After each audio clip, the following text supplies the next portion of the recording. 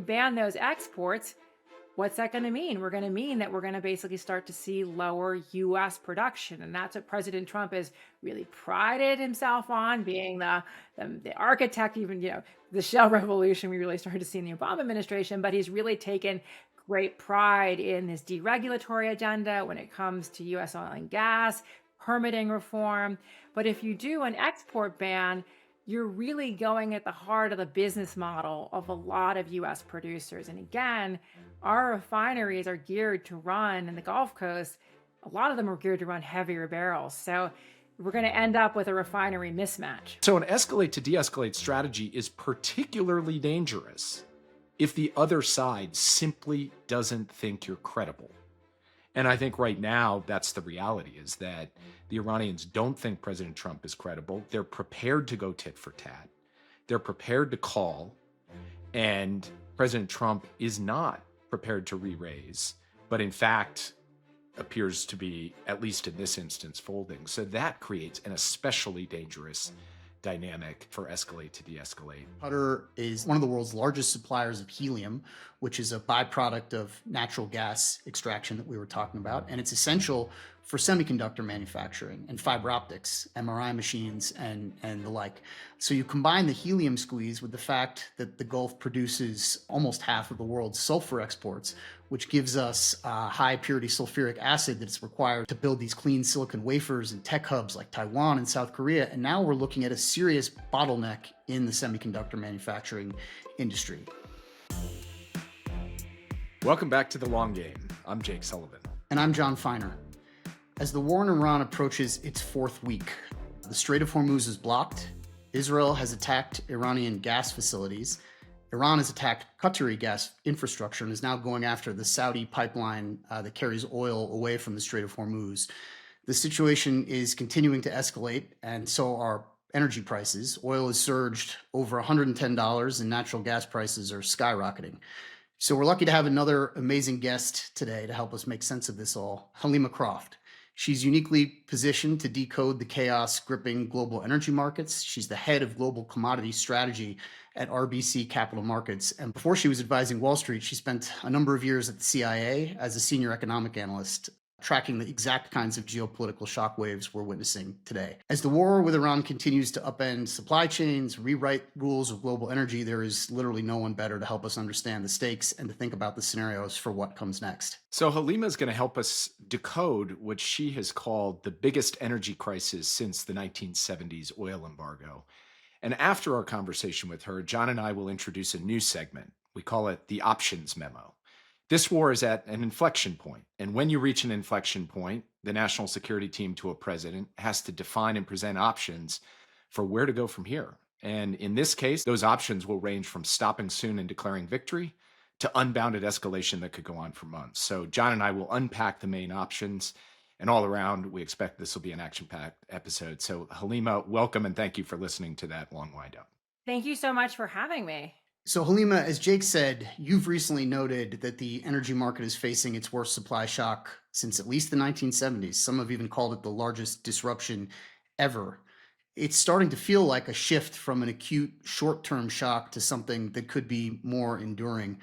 Could you start just by explaining to our listeners what you're seeing and what the biggest implications are? I mean, thank you so much for having me on. And I would just say that this is really the worst energy shock we have ever had, because we're facing a situation now where virtually all Middle Eastern energy exports, except for Iranian, and we'll talk about that, are essentially now stranded assets. The Strait of Hormuz, as you mentioned, is effectively blocked, except for a few Iranian cargoes that are going through every day. And when you mentioned gas and the attacks on the Qatari gas facilities, Ras Laffan, which is the world's largest natural gas facility, that has been shut actually since the start of the conflict, but was actually struck yesterday by missiles. So we're now lost all of Qatari LNG, which has big implications for the consumers of gas in Asia and in Europe as well. So Halima, we want to unpack all of that, including some of the things that have happened just in the last 24 hours. We're recording this on a Thursday, and things are happening hour by hour. But I just want to take a step back for a moment. You made a point before the war that I thought was really interesting. You said that the market, I think your words were, was very sanguine about energy risks, and that the message from the traders was essentially, call me when there's a disruption. Well, now there is one. I mean, there is such a big one that you're saying it's the largest energy crisis we've ever seen. So, can you just explain, were markets complacent? Were policymakers? And if, as you've argued, the price of oil is now a broken barometer for geopolitical risk, are the markets and policymakers still complacent? Is the situation actually worse than people think, even sitting here today?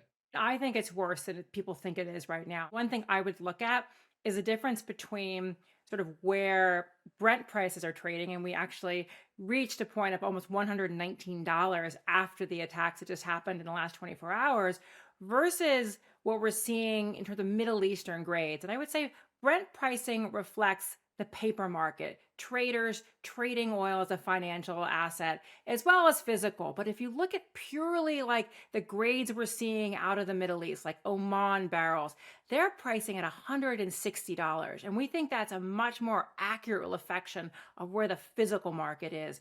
But in terms of why the market was so sanguine, I think there was recency bias. And we can go back to previous administration. You remember it so well, both of you, what happened after the Russian invasion of Yeah. Ukraine when we had that really big run up in energy prices. And there was a real concern that we could lose 3 million barrels of Russian oil. Remember, Fatih Birol, head of the IEA, was coming out warning about the loss of multiple millions of Russian barrels because of sanctions. And so people really bet on a supply shortfall that never happened because we didn't get really, really serious energy sanctions on Russia in the early days of the war. And then we had price caps that enabled Russian barrels to move to India once Europe went forward with energy sanctions. So we never got a real Russian supply shock. And a lot of traders essentially said, I lost money betting on a supply disruption that never occurred. Call me when we actually get a disruption. And since October 7th, we've had these run ups periodically where people have thought, okay, maybe we might lose some barrels. And then when it's clear we're not going to do so, they fade the geopolitical story. And I think what people were really looking to when this war began was what happened in June. They said, okay, there was this 12-day war. Mm. We had no physical loss of Iranian barrels. Some domestic Israeli and domestic Iranian infrastructure was targeted on the energy side, but nothing when it came to Middle Eastern export facilities. So they thought it would be the same story all over again. Even when we heard clear warnings, I had just been in the Gulf.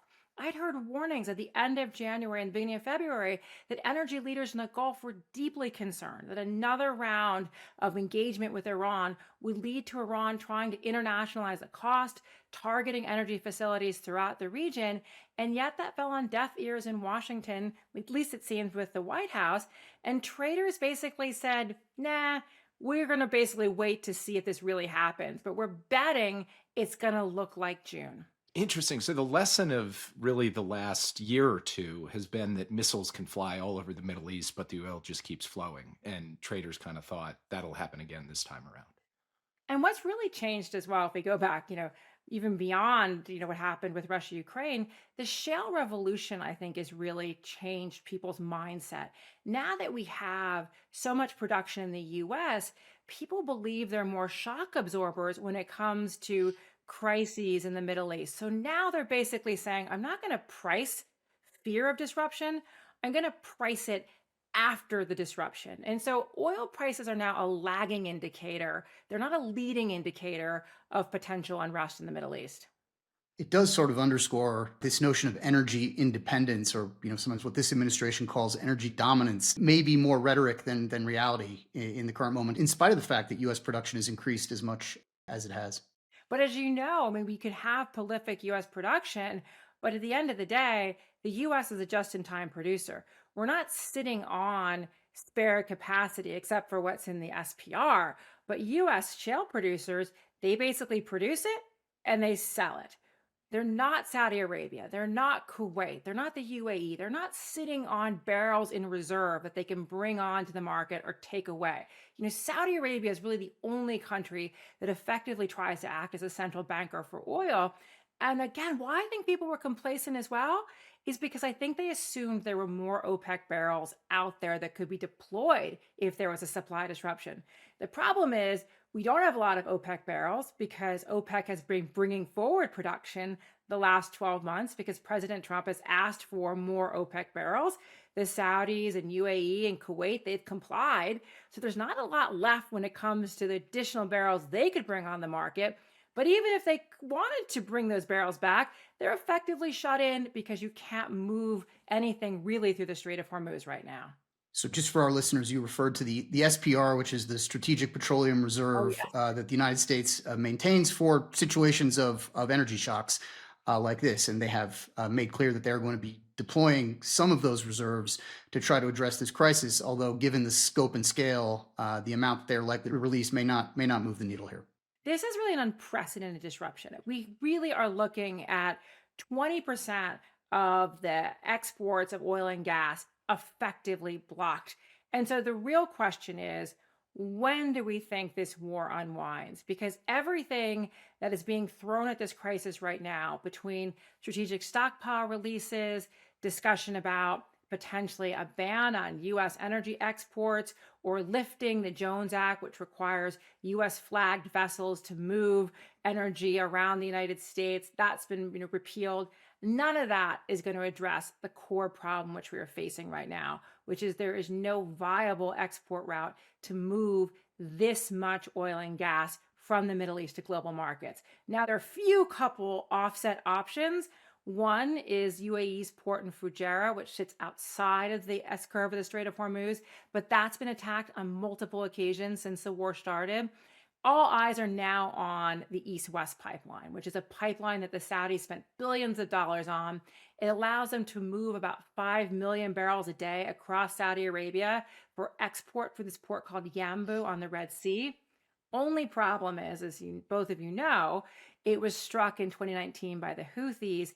And we just saw, in terms of the events that have happened in the last 24 hours, attacks on that Yanbu port. It is still operational, but that has become the main alternative offset for the Strait of Hormuz.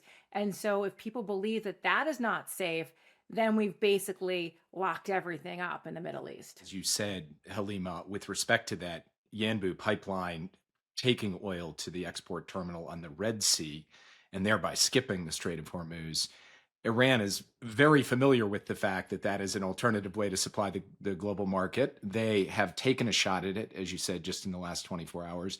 The Saudis were able to defend against that, but we have seen before the Houthis be able to hold it at risk, as you said, and Iran is going to keep trying to strike that. So that feels like a quite fragile solution, if it's a solution at all. And even if it can be up and running at full capacity, how much of the oil from the Strait of Hormuz can it replace? I mean, we're talking about trying to swap out the Strait of Hormuz, which on any given day moves 17 million barrels of oil and product, with a pipeline that basically is capacity 7 million, but probably running between 4 and 5 million a day. So in no way is it replacing the volumes that come through the Strait of Hormuz. And we really have to watch if the Houthis enter the conflict as well, and people start thinking about the Red Sea being very unsafe. Because remember, a couple years ago, we were talking about the Red Sea being the dangerous choke point, Bab el Mandeb. If that becomes a problem once again, I think oil will just move higher. And I don't think market participants have fully woken up to the fact that this is not a secure alternative route. So, recognizing that you don't have a crystal ball, part of your day job is not just analyzing the present, but looking forward at where things could go in the future. And you've talked about how the oil price could eventually exceed the very short Russia-Ukraine war high period of $128 a barrel, or even what I think is the overall record, the 2008 price of more than $140 a barrel. What are you looking at in terms of inflection points that could push oil to those levels or even beyond? And is there any ceiling here for how far this could go? Well, the ceiling is demand destruction. At what point do prices go so high that it basically crashes demand globally? I certainly think that this extends beyond several weeks. If we're in a multi-month conflict we will take out the '08 highs. And so then it becomes a question of when does demand destruction start to balance that market? And obviously, if you're having demand destruction causing prices to pull back, you are in a very, very serious economic crisis globally. So that is not the way you want to have lower prices. So I am very focused on two factors. I'm very focused on duration of the conflict, and I'm very focused on what points we're already starting to see cascading shut in. So it's not just that we can't move the oil, it's that now storage is reaching tank tops across the Middle East, and you have varying storage levels. Different countries have invested more in pipelines than others, more in storage than others. Iraq, for example, is basically already reached tank tops. So they can move maybe 300,000 through Turkey, but essentially you're looking at basically shutting in about 4 million barrels soon. They're over 3 million in shut-ins. Shut-ins are piling up across the entire region, and it's not going to be like a light switch to turn that back on. So if you effectively shut everyone's fields down, then you have to think about how long does the war go on? And then when the war ends, how quickly can you get this production back up online? Halima, you've introduced a new concept for me. I thought tank tops were just a kind of shirt that I could never wear. I didn't, I hadn't heard No that judgment. it's, I hadn't heard that it's For the next also podcast. a description of reaching the top of the tank so that at that point you can't store more oil and therefore you can't bring more oil out of the ground. And that's what this concept of shut in means. And once you've shut in production, it's not just a matter of ending the war and restarting it. You actually have to take time to get that production back online. You've got to get the fields back up online. I think the Saudis will be faster because Aramco is such a best-in-class national oil company. But I worry about how long is it going to take Iraq to get back up online. They were already facing such a severe financial crisis before this war started. They have not made the investments that they need to in terms of storage, in terms of pipeline capacity. It's a system that is able to produce, but they're not able to easily move it or store it. And so you worry really about that infrastructure and the challenges they're going to have bringing this back online. And just for our listeners, Halima spoke very eloquently about demand destruction. Demand destruction is basically a shorthand of saying the price of oil goes so high that businesses simply can't afford it. So they stop growing. And then as a result, they stop buying oil altogether. And essentially, economic activity shuts down and you get a massive recession. So the ceiling being demand destruction is a pretty alarming fact, but goes to these two things that Halima is asking us to look at. One being how long does the war go, and two being how much oil is shut in and how long does it take to bring back online. But obviously, Halima, it's not just oil, it's gas. And you were referring earlier to what's happening in Qatar in particular. They had previously shut down a significant portion of their liquefied natural gas, LNG output. And then in this massive escalation over the past day or so, first Israel hit Iran's main gas field this week, and then Iran turned around and hit Qatar's facilities. Qatar obviously is a major supplier to both Europe and to Asia. I read today that the head of Qatar Energy said that 17% of Qatari gas could be offline for 3 to 4 years. That's obviously, in an instant kind of ballpark analysis, but can you just talk for a minute about what you're seeing when it comes to market disruptions on LNG, who suffers from that, and what we should be watching for? I mean, the gas story is so important because we can talk about, well, as long as East West stays operational and you can move it to Yanbu, there's a modicum of relief on the oil side. Or if the Fujairah port is operational, maybe you can move an additional 1.4 million out of that and avoid Strait of Hormuz. There is no offset for gas. There is no alternative route to move this. When the Strait of Hormuz is effectively blocked, there is no way to move Qatari gas anywhere in the world. And the Qataris were very, very quick to shut in Ras Laffan, again, the world's largest LNG facility. They did it almost as a precautionary measure. There had been an attack on the facility in the early days, or there had been reports of like a drone and debris fell on it. And they were very quick for, I think, safety reasons, precautionary reasons, even though we heard there was not a lot of damage in that initial drone incident. But the one that occurred in the last 24 hours, much more serious.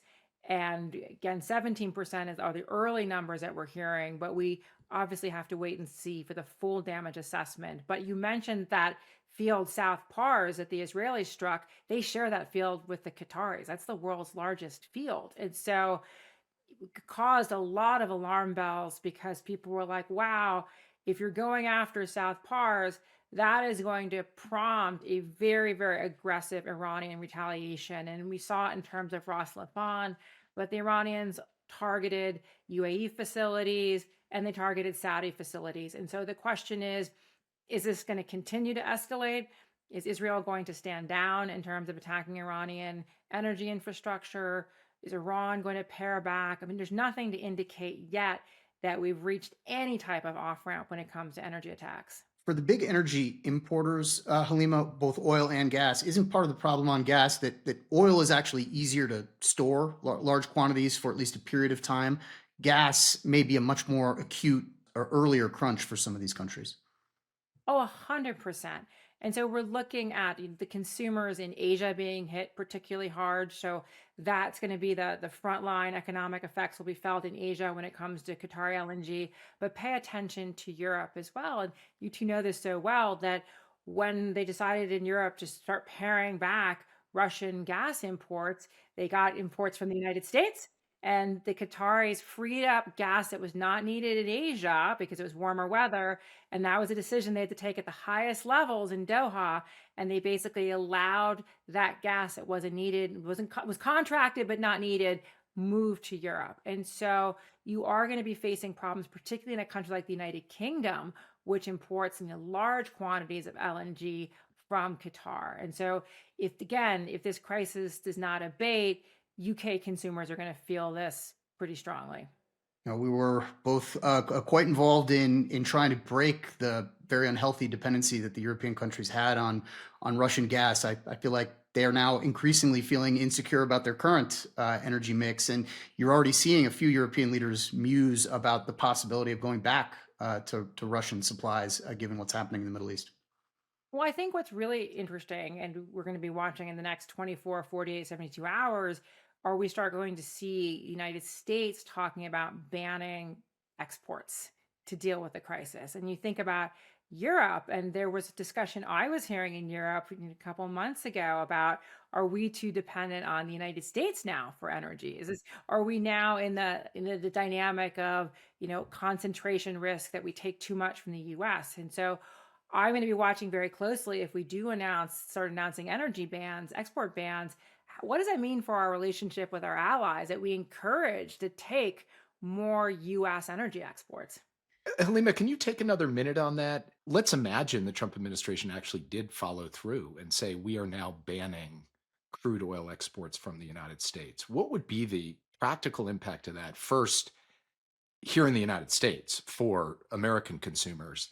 And then second, you've just elaborated some of the consequences globally, and in particular, the impact on the perception of the world of the United States as an unreliable energy supplier. But can you just talk for a minute about how this could actually even work? Because it would be quite a striking thing if the United States decided we're retreating from the global oil market, we are going to ban crude exports, which we used to do in the past, but essentially we're going to have our oil for ourselves and shut ourselves off from the rest of the world. So can you just talk our listeners through the implications of that from your perspective? And do you think that that is actually something that we might possibly see here in the coming days or weeks? I mean, the problem for this administration is that they are throwing a lot of things at the wall and nothing is sticking. And so we're cycling through policies. And again, nothing is going to the heart of the matter, which is that we're not able to unlock these exports from the Middle East. But we're already starting to see market participants price in the idea of an export ban. Part of the reason why West Texas intermediate prices are lower than the international benchmark Brent is because some market participants are starting to anticipate that we will ban US energy exports on the crude side for now. And what that will mean is that yes, WTI will trade lower. So you will have potentially a little bit of relief for US consumers. But the problem is that if you think about our refinery slate, particularly in the Gulf Coast of the United States, a lot of those refineries are geared to run heavier barrels and medium barrels. That's why we still import oil. That's why we import, millions of barrels from Canada, is because our refinery system is geared in the Gulf Coast to take those heavier barrels. And so the problem is it's a bit of a mismatch that US shale producers produce a lot of light sweet barrels. We can't refine all that here. Part of the reason why we lifted the ban on exports was to make these companies and these investments more commercially viable because there was not a market for all of that light oil here. These producers would not produce that much oil if there was no market for it. They produce it and now they export it. So if we ban those exports, what's that going to mean? We're going to mean that we're going to basically start to see lower US production. And that's what President Trump has really prided himself on, being the architect, even, the shale revolution we really started to see in the Obama administration. But he's really taken great pride in his deregulatory agenda when it comes to US oil and gas, permitting reform. But if you do an export ban, you're really going at the heart of the business model of a lot of US producers. And again, our refineries are geared to run in the Gulf Coast.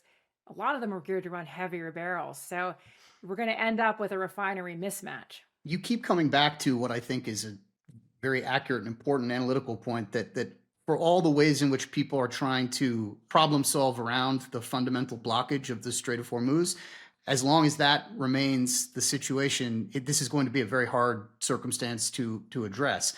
You've also said that Iran, not the United States, not Israel, is the country that kind of holds the key to doing that.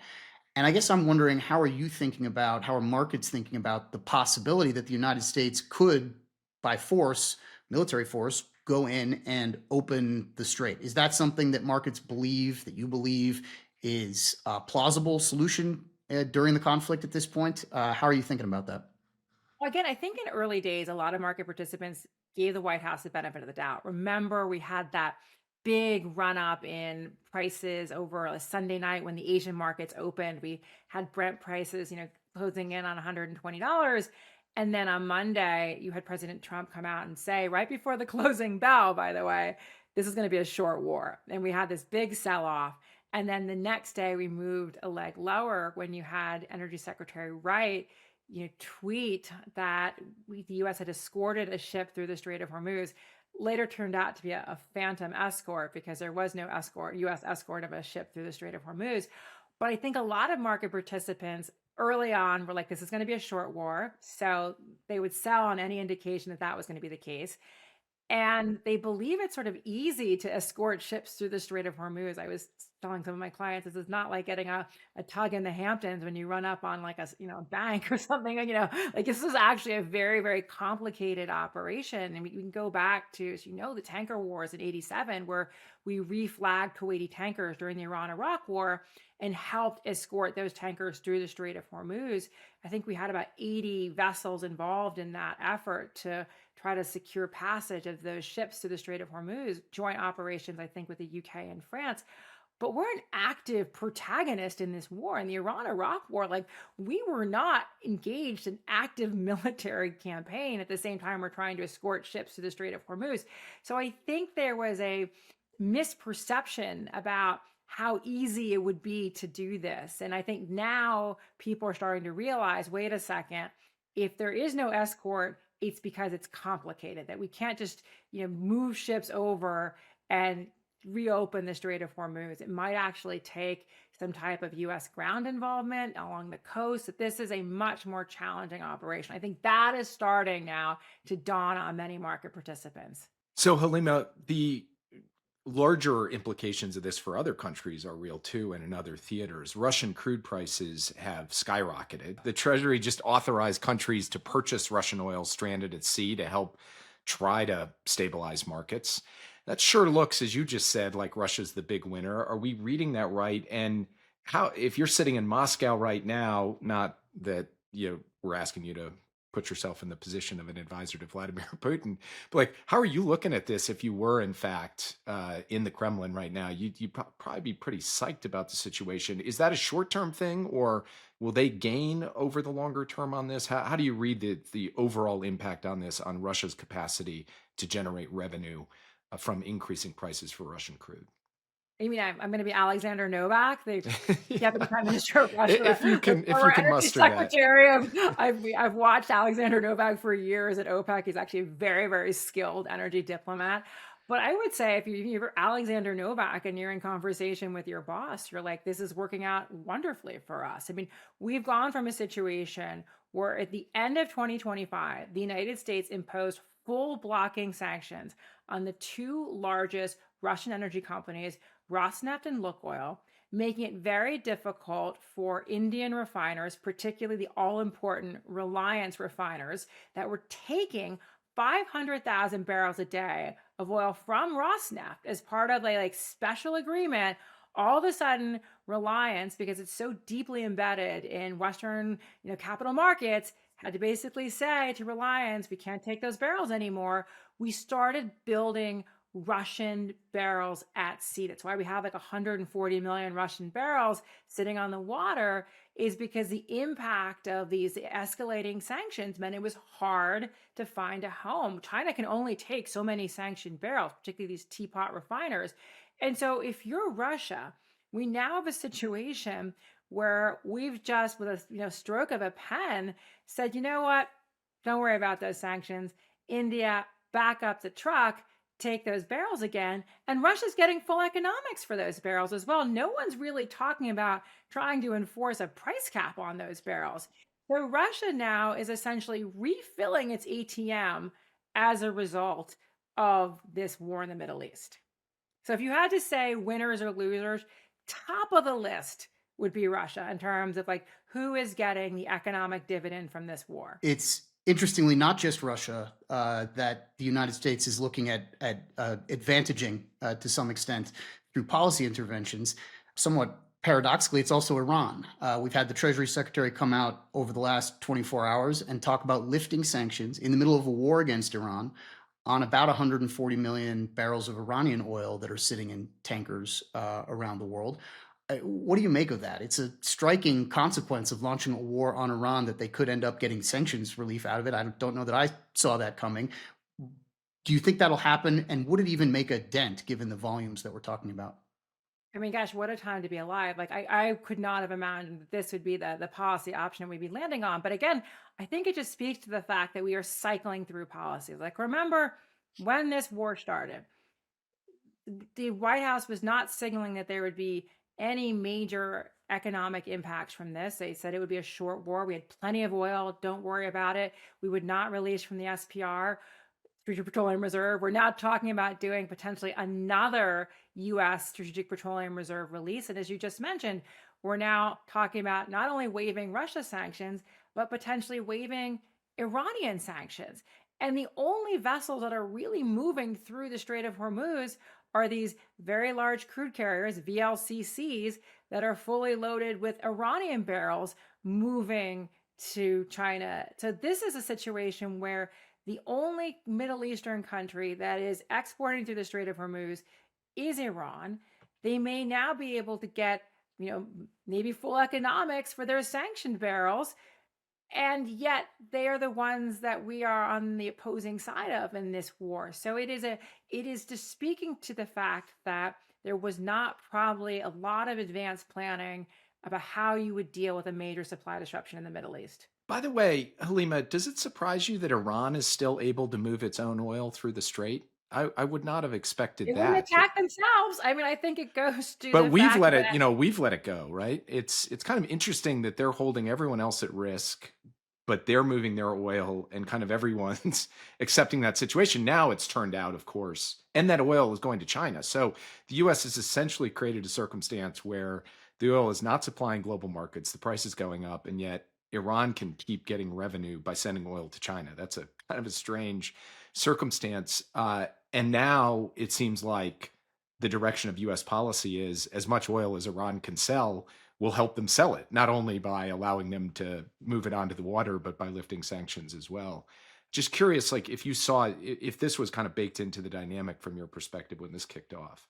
I mean, again, I think shows that the White House was not anticipating the crisis that we're facing now, because this is an administration that has taken great pride in lower energy prices. This has been the best theme of their affordability agenda has been cheap gasoline.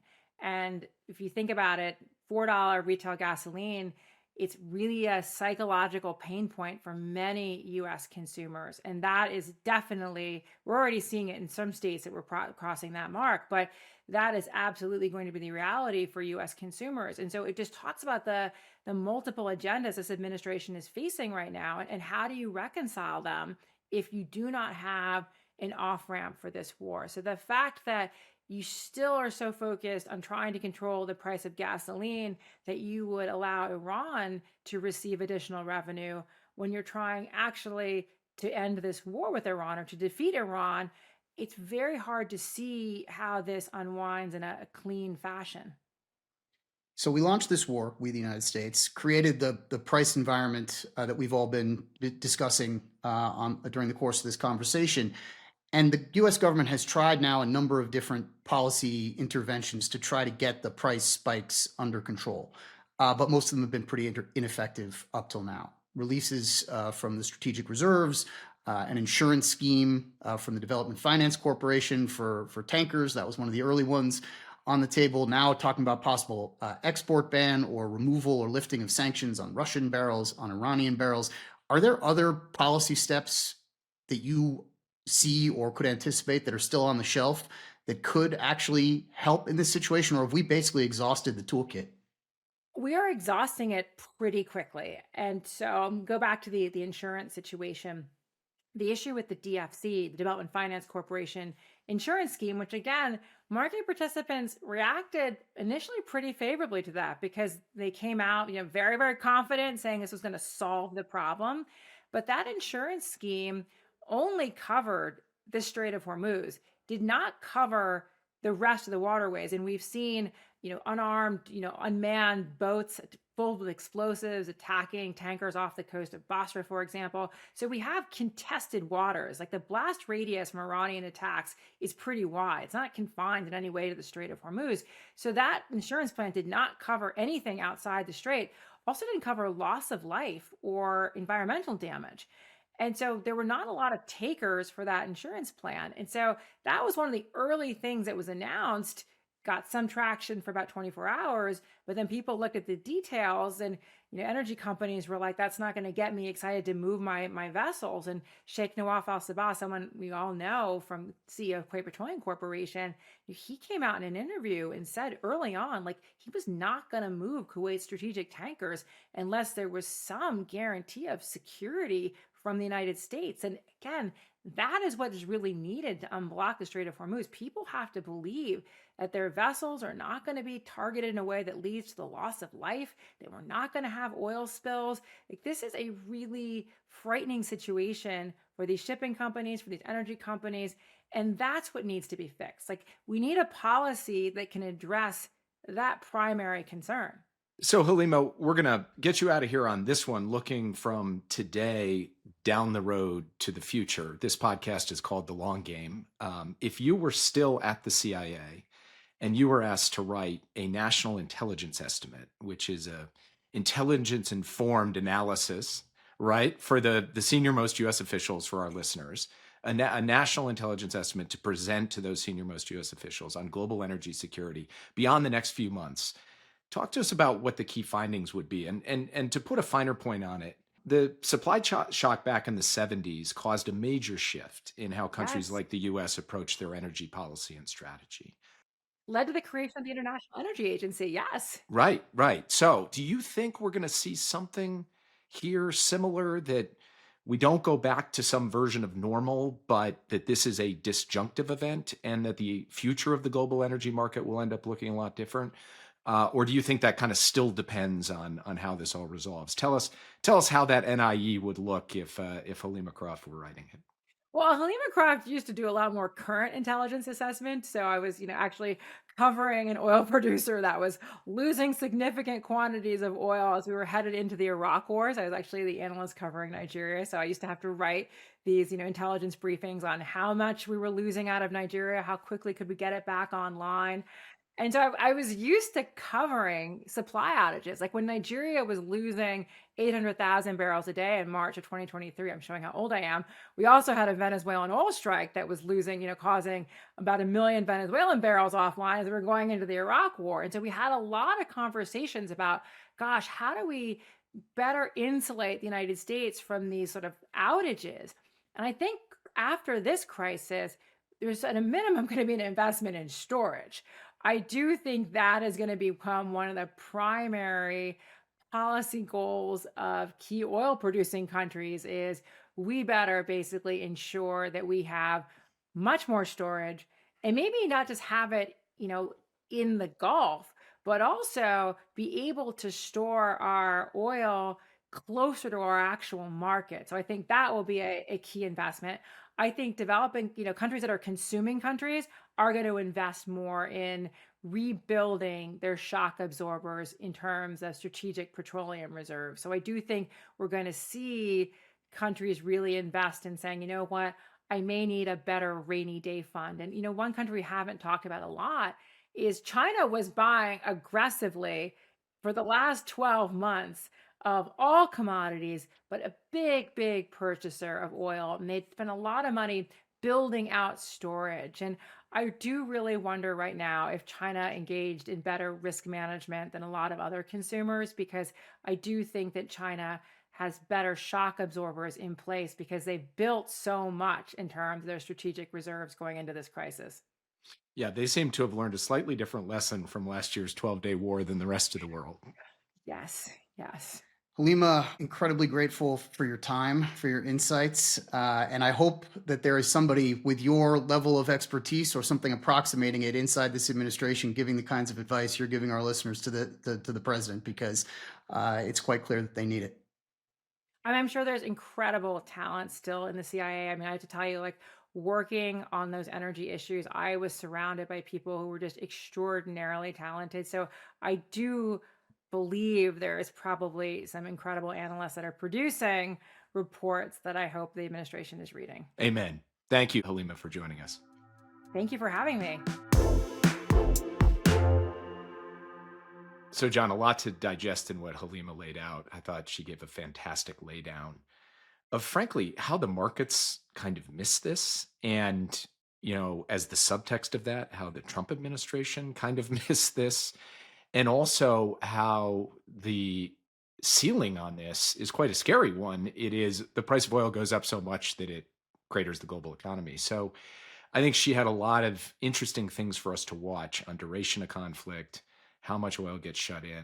I learned some new things like tank tops. I also thought it was quite interesting when she said, she was talking about VLCCs, very large crude carriers. It reminded me of the Princess Bride's rodents of unusual size. The oil markets appear to be incredibly literal, just like the writers of the Princess Bride. So that was interesting to me.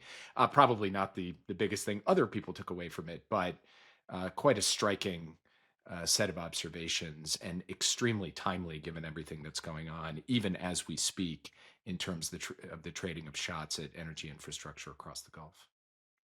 Yeah, absolutely. And one of the things she started to allude to, but that we've been thinking a lot about, and I think are going to have to come back to at some point, are the knock on effects in other areas of the economy beyond energy, which is obviously the near term area of greatest focus that could be quite significant and even strategically important and even geopolitically important down the road. And I think there are a number of those areas that are just starting to feel the pinch of this. And as Halima has said, the longer it goes on, the deeper those impacts are going to be. Amen. We really spent our time with her focusing on the headline grabbing energy shock. But when we look at the effective closure of the Strait of Hormuz, we also have to be deeply concerned about how this ripples through a whole host of other critical supply chains, because this waterway is not just an energy corridor, it's a massive artery for raw materials leaving the Gulf, and frankly, also for vital goods entering it. If you look at fertilizer and the way in which countries, particularly in the global south, are looking around saying, are we going to be able to grow our crops this year? If you look at petrochemicals, the Gulf accounts for 13% of the global chemical trade. And the disruptions we're seeing to the flow of some of those core products, they're already hitting major Asian petrochemical companies, which here we're talking about the foundational building block for everyday plastics, for packaging materials, you name it. Then you've got industrial metals. Because aluminum smelting is so energy intensive, the Gulf has quietly become a massive hub of aluminum smelting, handling something now approaching 10% of total world production.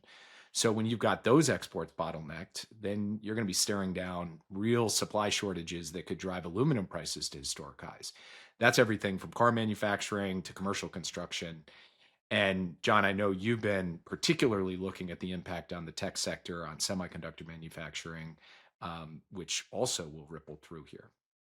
Yeah, I think there are a couple big things that are worth paying attention to. Maybe starting with the fact that the Gulf countries and the sovereign wealth funds that they control have been incredibly important, in some cases, even primary drivers of the AI build out, data centers and other infrastructure in the United States, around the world. We're talking about hundreds of billions of dollars that are being deployed already, in large part driven by some of these funds, but that are also anticipated in the years ahead. And now these countries are going to have a fundamentally different set of priorities coming out of this conflict, including rebuilding, reconstituting their domestic energy infrastructure that we've just been talking about, much of it being taken offline. So, how much of this money is going to be available to the tech sector in the way that it was, I think, is a big open question.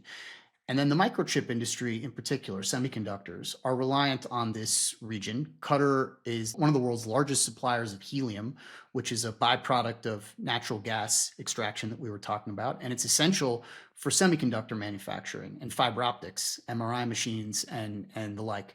So you combine the helium squeeze with the fact that the Gulf produces also about half, almost half of the world's sulfur exports, which gives us high purity sulfuric acid that's required to build these clean silicon wafers in tech hubs like Taiwan and South Korea. And now we're looking at a serious bottleneck in the semiconductor manufacturing industry. And then there's the risk of kind of the dogs that haven't yet barked, accidents and whatnot. So this disruption is going to extend, is going to ripple well beyond the areas that we have been talking about. And then when you talk about the Gulf specifically, this is a two-way street. While the world relies on the Gulf for energy, the Gulf relies on much of the rest of the world for food imports. They import billions of dollars worth of cereals and meat and fresh produce almost entirely by sea. And right now, hundreds of dry bulk carriers are trapped or actively avoiding the region entirely, which halts staple shipments, rice, South American grains. So you've got a food insecurity risk that's tied to this as well. So this is a lot that we've just put on the table, but some of this is about flagging where the puck could be moving on these issues in the weeks ahead. And we will definitely come back to this, I think, periodically during the course of this podcast. John, did you have helium shortages on your bingo card when this conflict kicked off? Absolutely not, and have been digging into it. It's one of the funny things about these moments is people who are experts in extremely abstract Yes, areas of the yes. global economy all of a sudden acquire, let's just say, tens of thousands, if not millions, of new people interested in their work. And so I've been trying to suss out who follows helium trade and helium production, and these people are available, and this is their Super Bowl. There is a guy actually who is identified in a lot of these articles as running a helium consultancy. So, he's been there working on this kind of critical input to so much of the semiconductor industry and so many other things as well, quietly in the shadows. And yeah, like you said, it's the World Cup for helium now, and he's having his moment in the sun.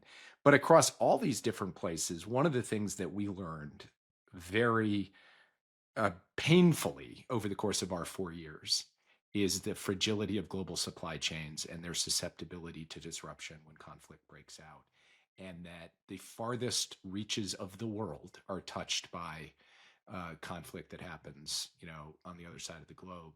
And we're seeing that. I don't remember the word supply chain being uttered in the Situation Room during the Obama in the Obama administration, my years. first stint in government. In the Biden years, you rarely didn't have it mentioned, right? Yeah, In it was one of these a core of conflicts. our work. Yeah, amazing, amazing. Okay, so we're going to watch all of that. I think energy, obviously, as the kind of headline issue, but these other elements being really critical to the proper functioning of the global economy and just to the lives of everyday Americans. So something that in future episodes we'll keep coming back to see how long these disruptions last and how long it takes to recover from them. But now we're going to use the rest of the time that we have in today's episode on a new segment. We'll be road testing it here. We call it the Options Memo. And John, this is yours, your baby. So why don't you introduce it? I like to think of it as ours, but I will introduce it. This is an idea that came actually from a listener who I met during overseas travel, who wanted to talk a bit about the podcast and had a suggestion for a segment that I thought, and I guess we thought, was a good idea. So basically, when a policy reaches an inflection point, and the president faces major decisions, his advisors, we play these roles, owe him a clear, clean presentation of options for his consideration for how the country can proceed. Usually, this comes in the form of a paper, the options memo. That paper is usually generated by the NSC, which we ran. And often the discussion revolves around three options, because otherwise it either feels like too few or too many, such that it can become unwieldy. So often these are three option papers. Sometimes, by the way, people game the options memo by putting two very extreme options on either side of what they consider to be the reasonable middle path to try to steer the discussion in that direction. We are not going to do that Goldilocks style just right approach. We will try to be honest about the options that the administration faces. By the way, the Pentagon loves that in particular. Their options memos are frequently nuclear war, nothing, or our preferred option. Those are or what we think you should do. Those exactly. Are your choices, right? So basically, the staff generates a memo that gets refined in meetings that take place in the Situation Room, where key people are sitting around a table, no windows. The paper is distributed in advance, so people come in prepared to discuss it. Usually that takes place first at the level of deputies, the deputy cabinet secretaries, which is a group that I chaired. And then sometimes we allow the principals, the group you chaired, to look at it too. Principals can't always be trusted for these purposes, but every now and then. And then ultimately the decision goes to the president to make a call, either in the form of a recommendation if there's a consensus behind one particular approach, or what we sometimes call a split memo. These departments and agencies or these cabinet members believe X, these other ones believe Y. We need your decision on where to proceed. So while we have no idea if this administration is following anything like this sort of process, we did develop some options for discussion at what feels like a pretty significant moment in this war. And just to stipulate up front, we have been against all of this from the start. We wish we had never gotten to this point, but we are here. And since we are here, it's worth really thinking hard about what the president should do. So we have identified three options. The first option is essentially declare victory and wrap it up. The second is escalate to de-escalate. And the third is go big or go all in. So let's start with declare victory and wrap it up. This option would basically involve the White House, the president, saying, we have achieved our objectives, and now we're going to bring this war to a close and say that we have accomplished what we set out to accomplish. There was an Al Jazeera article called The U.S.-Israeli Strategy Against Iran is Working. That was the headline of the article by a guy named Muhannad Saloon. That basically made the case for a version of this option. Said, the U.S. and Israel have been successful. They've badly degraded Iran's ballistic missile capabilities, set it back years. The nuclear program has been set back. The proxies, the terrorist proxies like Hezbollah and others have been badly weakened. The top leaders have been eliminated. And so the administration at this point can say all of the operational objectives have been met, and we can wind this down.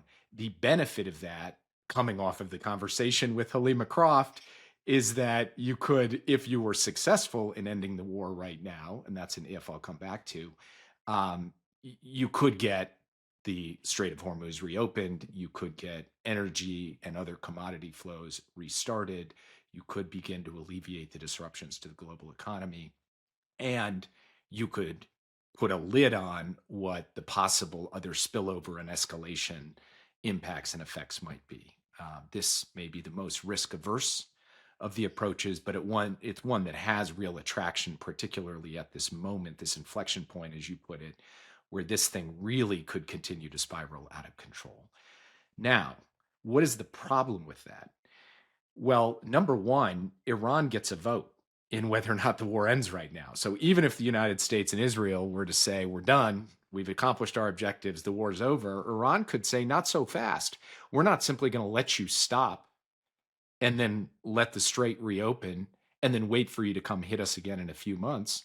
We are going to keep the strait closed until there is some greater guarantee, in what form is a little unclear, but some greater guarantee that you're not just going to come back and hit us again. So that is a challenge that would have to be worked through. And for those arguing for the declare victory and wrap it up strategy, part of what they would probably advocate for is some back channel communication with the Iranians to see if there was a way, not a formal agreement to end the war, but a way for each side, in a sense, to declare victory, call it a day, and have the hostilities stop and the strait reopen. Whether that's possible or not remains very much an open question. Second big challenge is that Al Jazeera article ultimately identified what it says is a, quote, clear endgame. And I'm going to read the sentence that is the clear endgame. It is the permanent degradation of Iran's ability to project power beyond its border through missiles, nuclear latency, and proxy networks. The word permanent is doing a lot of work there. If this war ends right now, one, the regime is still intact, and as our guest last week, Danny Centrinowitz, said, is probably more motivated, more hostile, maybe more open to trying to go for a nuclear weapon. Two, when it comes to the nuclear program, Iran would still be sitting on a stockpile of highly enriched uranium, would still have centrifuges, and would still have the know-how to build them, and now would have a heck of a lot more incentive to ultimately try to sneak out to a nuclear weapon at some point. And then three, yes, its ballistic missile capabilities and its proxies have been badly degraded, but those can be built back. We've seen Hezbollah already get built back over the course of the past year, and the ballistic missile program get built back since the 12-day war last year. So this is ultimately a risky strategy in that it does not solve many of the larger problems and leaves in place a significant number of challenges, even if Iran decided to go along with it, which itself is a big if. And yet, among the options is the one that restores or works towards restoring global economic activity, energy flows, commodity flows most rapidly, and most reduces the possibility of some greater set of catastrophes, including a larger loss of American life and a widening of the conflict to even more energy infrastructure and potentially even beyond that. So that's the argument basically for the wrap it up, call it a day option among our three options. I would just add, before switching to option two, and having argued for this option in our red team, blue team exercise last week, and probably believing candidly that this is the best of the three, all of which are highly problematic. The declare By the way, victory John, part, I did not even try to replicate your MAGA John thing because I think it cannot be touched. Felt a little too comfortable, honestly. Makes me nervous. Cannot be replicated. So yeah, I played the straight man. One point I didn't make and you didn't make last week, but is the reality is the declare victory part of this option is becoming more and more challenging by the day. I mean, you have the president coming out and having said, we've destroyed 100%, I think he said, of Iran's military capability, leading many people to joke that with 0% of their military capability, they're wreaking quite a lot of havoc. And the nuclear program was obliterated, but as we will discuss in a moment, there is still significant elements of the nuclear program that have not been fully dealt with. The regime is still intact, etc. So there will be an Iranian victory narrative if the war ends today that will be extremely compelling as well. And so you'll be in this kind of narrative battle that will succeed the military battle. Although my view would be if we're only in a narrative battle, given the economic impacts of the military battle, we're probably in a better place than we are now. So it's just not going to be clean. The second option that we want to put on the table, we call escalate to de-escalate. This is an idea that comes up actually quite a lot in policy discussions, and I think there are good reasons to be wary of it, which we'll get to. But the theory is that the willingness to go further on your side either achieves some sort of limited objective that makes it easier to stop, or changes the calculus on the other side of the conflict. They see that you're willing to go further, so they are more incentivized to end the war, to back down, to make concessions. And that actually escalating can lead to a more rapid end to the war than our option one, which is just declaring victory and stopping. One version of this could be the idea that we debated last week, going in and seizing the highly enriched uranium, about 1,000 pounds of it that remains, we believe, although we don't know for sure, in the tunnels underneath the Esfahan nuclear facility, and that could be rapidly enriched further into weapons grade material if Iran chooses to go down that path and ultimately lead to a bomb. So the US could decide that one way to end this conflict faster is to embark on this high risk operation, grab the highly enriched uranium, and then use that as a pretext to actually end the war. Now we've accomplished everything that we intended to accomplish. Another version, though, of escalate to de-escalate is what we saw play out yesterday. Absolutely. Which shows, I think, the folly and the danger associated with this option if you haven't fully thought through how the other side could respond. So I think the theory of the case, and we know this to some extent because, as with everything in this administration, the internal discussions end up in public before not too long, that the United States and Israel taking the strikes, but the United States approving of them, believed that escalating attacks on Iran's energy infrastructure, in this case, South Par's gas field that we talked about with Helima, would lead Iran to think, okay, now the consequences are so severe that we have to look to de-escalate ourselves. And in fact, Iran made exactly the opposite calculus. Iran decided to essentially mirror image the US authorized Israeli attacks and go after energy infrastructure in the Gulf. So instead of escalate to de-escalate, we ended up getting escalate to escalate. And that made the United States uncomfortable quite clearly, because then you had the president of the United States come out and say, actually, I was never for these Israeli strikes on energy infrastructure, which I think we know is probably not the case based on the reporting that had already been in the public record, and that it should stop. Both Israel should stop attacking Iranian energy infrastructure, and Iran should stop attacking infrastructure in the Gulf in response. And I think the likelihood that Iran is going to listen to that, given that they had their facilities hit first, is uncertain at best going forward. So that episode, which also created, by the way, a significant rift between the United States and Israel, because then you had Israeli officials coming out and essentially contradicting President Trump. Oh, no, we ran those strikes by the United States, and they were just fine with them, including the president, Israeli officials said on background. So the result of this escalate to de-escalate strategy was Iranian escalation and a split between the United States and Israel, which have tried to maintain sort of strategic alignment in the course of this conflict. There are other risks associated with escalate to de-escalate. If you try a high-risk operation, as we've discussed, like seizing the highly enriched uranium, it could go wrong. And say a number of American or Israeli forces are killed, or say you go in and you look for the highly enriched uranium and it's not there, and you've just launched this very high-profile, high-risk operation and accomplish nothing from it. Well, what do you do at that point? Then do you just stop? Then do you have to escalate again?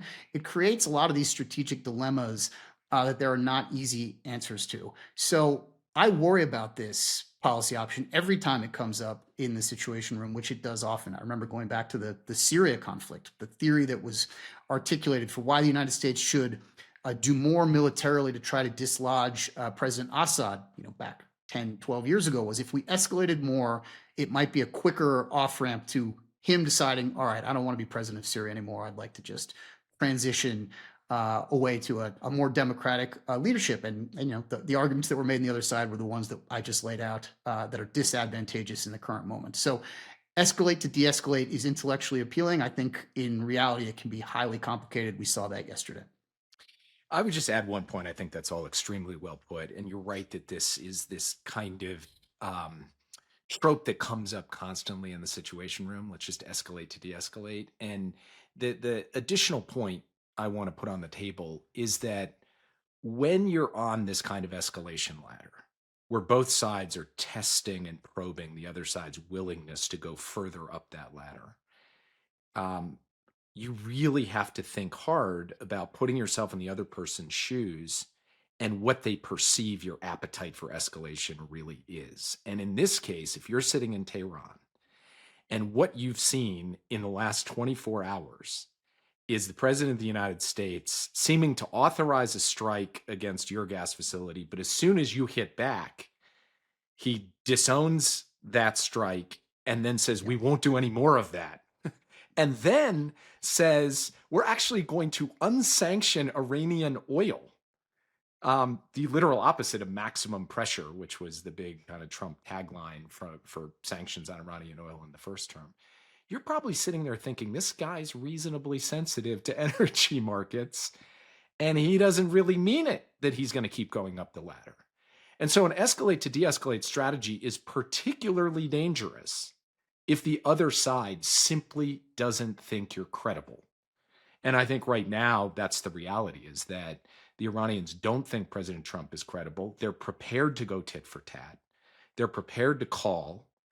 And President Trump is not prepared to re-raise, but in fact appears to be, at least in this instance, folding. So that creates an especially dangerous dynamic for escalate to de-escalate. So I think we see all of the challenges and risks associated with that one, which leads to the third of the three options, which is really go big, go all in. And here, the core purpose would be to force the strait back open coercively or militarily, and potentially to seize Iran's capacity to export energy by taking Karg Island. And we've talked about that potential scenario in previous episodes. 90% right now of Iran's oil exports go through the export terminal at Karg Island, this island, some number of miles off the coast of Iran in the Gulf. And the idea would be for the United States actually to put boots on the ground to take that and try to hold it against Iran, which would obviously attack it to try to dislodge us, or at least to cause great harm, and thereby essentially to take command of Iran's capacity to export energy through the Gulf. In addition, it could also mean something Helima referenced when we were talking about trying to force open the Strait of Hormuz, the need for boots on the ground along the strait itself to try to ensure that there can be safe passage through that strait without relying on Iran's good graces for it. Now, one big challenge with making an objective of this campaign, getting the strait back open, is the reason it closed in the first place was you started the war. So a thing that was not closed before you started the war, opening it now becomes your core objective. That almost feels like a self-licking ice cream cone of military logic. I think very dangerous for us to go down the road that we now must physically open the strait through some combination of naval and land operations around the strait. And then the idea of going and taking Karg Island, I think, may be somewhat appealing to a president who always likes seizing the oil of other countries or controlling the oil of other countries, as he's talked about repeatedly in Iraq and Syria, and as he's just done in Venezuela. But of course, trying to sit on Karg Island with US men and women in uniform, subject to attacks being lobbed across the water from mainland Iran indefinitely, that to me feels like a recipe for a certain kind of quagmire that is very dangerous. And then, of course, as you try to force the strait open, Iran is going to use every countermeasure in its arsenal to try to keep it closed, but also to inflict as much pain as possible. That could mean, again, more loss of American life. It could also mean attacks on Gulf countries that expand beyond just energy infrastructure to include things like desalination plants or other critical infrastructure that sustains the economy and, frankly, human life in those countries. So the go big option has a certain kind of appeal in that you'd be saying, we're going to finish this thing once and for all. We are going to fully defeat Iran. But that appeal starts to fade pretty rapidly when you think about both what it will take in terms of the resources and what it will mean in terms of the risks. But that option is something that certainly the Pentagon is putting in front of the president. They are probably not advocating for it, I'll bet, but they're putting in front of the president, this is what it would mean, Mr. President, operationally, to physically try to do this, both on the island and in the strait, in addition to all the other steps that we've already described that could include an Esfahan operation as well within this option. So that's available to the president. comes with a massive amount of, I think the technical term is hair on it, but one that would have to go in the options memo for his consideration.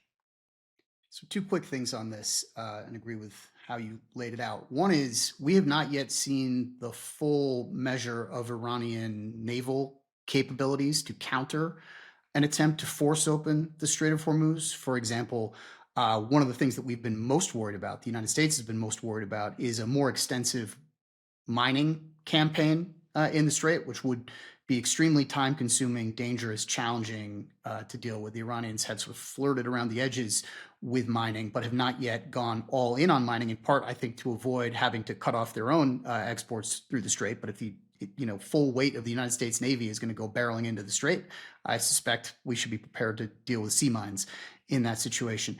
The second is that Iran sort of famously uses these small, fast, highly maneuverable boats to kind of menace U.S. naval ships in the Strait. Even during peacetime, they'll sort of drive up to the edge of much larger, much more capable U.S. naval vessels. And the risk there is you pack these things with explosives, go ramming into the side of a ship, and you can do a lot of damage to it, maybe even sink it if you're not worried at all about the crew of your little vessel being killed in the process, which they probably wouldn't in this circumstance. So there are other Iranian capabilities that have not yet been brought to bear fully in this context, but they could be in the context of a bigger naval assault. But the second thing, to where you ended, I do think the administration is signaling a very real willingness to consider this option. They are deploying a Marine Expeditionary Unit to the region, about 2,500 Marines on a flat top ship whose core mission normally is some sort of amphibious landing of some kind. That's what they're trained for. And they will be in theater somewhere over a week from now, I think is about the timeline. And there is talk of other U.S. military units, the 82nd Airborne and others, being put on a kind of higher level of alert status and readiness. And that could either be signaling to Iran, in the sort of escalate to de-escalate category, that we are ready to go further, or it could be genuine preparation to do what you just laid out. But they are buying the president this option through some of the preparations that they're making. And rhetorically, the president himself has not taken boots on the ground off the table. In fact, he said something to the effect of, he used a golf term, I don't have the yips, I think he said, about boots on the ground at one point, basically indicating that he would look at it. So I think this is a real option, even for all the hair on it that you described. By the way, the whole mine threat, which is real, and we've seen that spike a bit over the last several days, would probably be better dealt with if we had not decommissioned U.S. mine layers just a little bit before this conflict broke out. It's just another indicator of how we didn't exactly plan for all of the various scenarios we might be confronting as we got into this whole thing. We've laid out those three scenarios. As John said at the outset, we have been very clear that we thought this war was a bad idea from the start, and we think it should end as soon as possible for the American national interest and for the sake of the world. But we wanted to go through this exercise to lay out how this is going to be discussed, framed, potentially presented in the White House, in the Situation Room, in the Oval Office. And we'll have to watch both the moves and the statements the administration makes to see which line they're likely going down among these three flavors of options. And obviously there's a spectrum among them as well. So that's what we will be looking for over the course of the coming days. In the meantime, we will just have to see what every other actor, starting with Iran, but also the countries in the Gulf and beyond, will do to react to the fast-moving developments here. And by the way, if you're left thinking, that was pretty unsatisfying, it doesn't feel like there's a good, clean, comfortable option here. Where's the good option? Welcome to policymaking. Unfortunately, this is often how it goes, and why it's such a hard job to be the president of the United States, because you have people like us walking in and say, here are three things that you could do, and here they all have big innumerable problems with every one of them. Which do you choose? That is what decision making is like at this level, for better or for worse. All right, with that, we'll wrap it up and look forward to coming back to you guys next week. Thanks, everybody. Well, that's all for today. We'll be back next week with a new episode of The Long Game.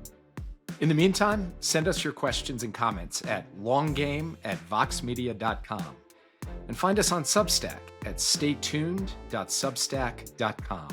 The links are in the show notes. I hope you enjoyed this episode of the Long Game Podcast. Don't forget to subscribe to our channel so you never miss an episode.